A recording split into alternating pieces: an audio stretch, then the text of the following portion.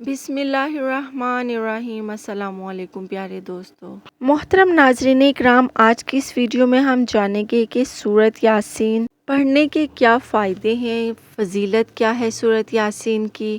قرآن پاک میں اللہ تعالیٰ نے ہم لوگوں کے لیے بہت زیادہ شفا رکھی ہے۔ جمعہ کے دن سورۃ یاسین پڑھیں، اپنی عادت بنائیے، انشاءاللہ بہت آپ کو جلد اور اچھے اثرات مرتب ہوں گے۔ اگر آپ ہر جمعہ کو فجر کی نماز کے بعد سورہ یاسین ایک مرتبہ پڑھنے کا معمول بنا لیں، انشاءاللہ ہر مقصد میں کامیابی ہوگی۔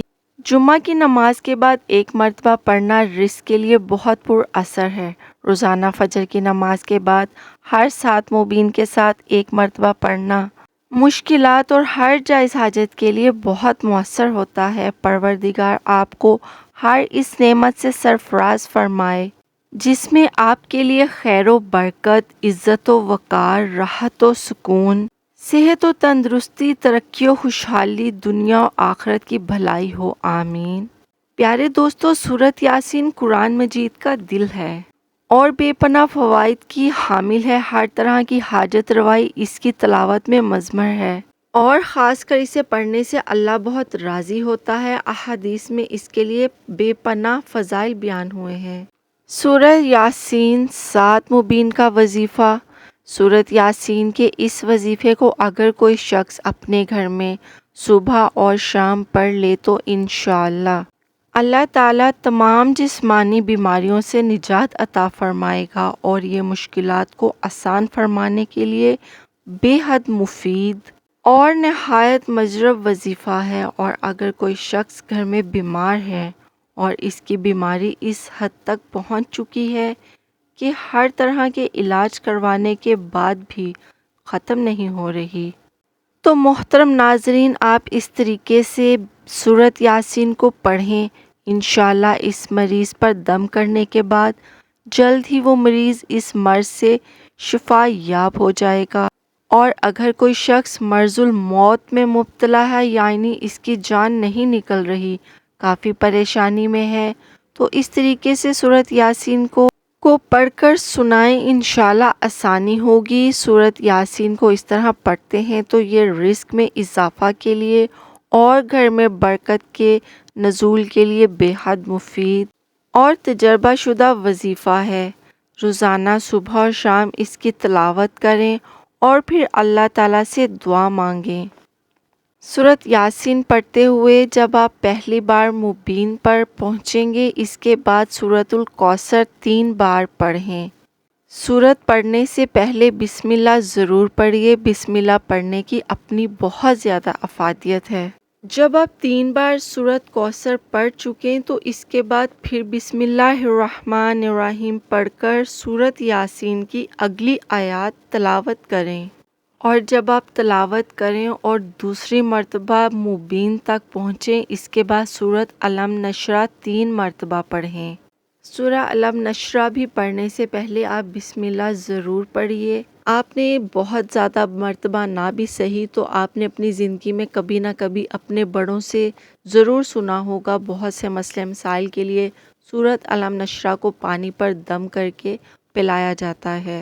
جب آپ سورت پڑھ چکیں، اس کے بعد پھر سے بسم اللہ الرحمن الرحیم لازمی پڑھیے اور پھر سورۃ یاسین کی اگلی آیات پڑھیں۔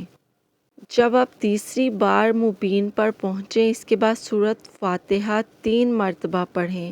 سورۃ فاتحہ بھی بہت سے مسائل کے حل کے لیے پڑھی جاتی ہے، اس میں بھی بہت ساری بیماریوں کے لیے شفا ہے۔ جب آپ سورۃ فاتحہ پڑھ چکیں تو بسم اللہ الرحمن الرحیم پڑھ کر سورۃ یاسین کی اگلی آیات تلاوت فرمائیں۔ جب آپ چوتھی مرتبہ مبین تک پہنچیں تو آیت الکرسی 3 مرتبہ تلاوت کریں۔ انشاءاللہ میں وقتاً فوقتاً بہت ساری دوسری صورتوں کے متعلق بھی آپ کو بیان کروں گی۔ کچھ صورتوں پر میں بیان کر چکی ہوں، آپ سن سکتے ہیں، انشاءاللہ آپ کو فائدہ ہوگا۔ جب آپ آیت الکرسی پڑھ چکیں، اس کے بعد بسم اللہ الرحمن الرحیم پڑھ کر سورہ یاسین کی اگلی آیات تلاوت کریں۔ اس کے بعد 3 مرتبہ ذیل کی دعا پڑھیں۔ تبارک الذی بیدہ الملک وَهُوَ عَلَى كُلِّ شَيْءٍ قَدِيرٌ۔ بڑی شان ہے اس ذات کی جس کے ہاتھ میں ساری بادشاہی ہے اور وہ ہر چیز پر پوری طرح قادر ہے۔ دعا ہمیشہ خشوع و خضوع کے ساتھ مانگیں، اور جب آپ 3 بار یہ دعا مانگ چکیں اس کے بعد بسم اللہ الرحمن الرحیم پڑھ کر سورۃ یاسین کی اگلی آیات تلاوت کریں۔ اس کے بعد 3 مرتبہ درود ابراہیمی پڑھیں۔ اللہم صلی علی محمد وعلی آل محمد کما صلیت علی ابراہیم وعلی آل ابراہیم انک حمید مجید۔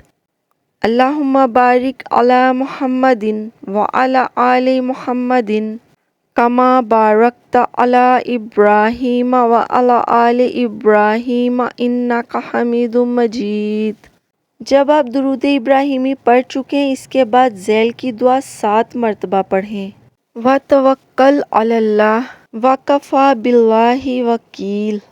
اللہ پر بھروسہ کرو کیونکہ اس کے سپرد جو کام کر دیا جائے وہ اس کے لیے کافی ہے۔ یہ دعا اپنے آخری اور 7ویں مبین پر رک کر پڑھنی ہے۔ اس کے بعد بسم اللہ الرحمن الرحیم پڑھ کر سورہ یاسین کی اگلی آیات تلاوت کریں، اور سورہ یاسین مکمل کرنے کے بعد خشوع و خضوع سے دل سے رو کے گڑ گڑا کر رب العزت سے دعا کیجیے، التجا کیجیے۔ انشاءاللہ وہ اس کلام کی برکت سے آپ کی دعائیں قبول فرمائے گا۔ آمین۔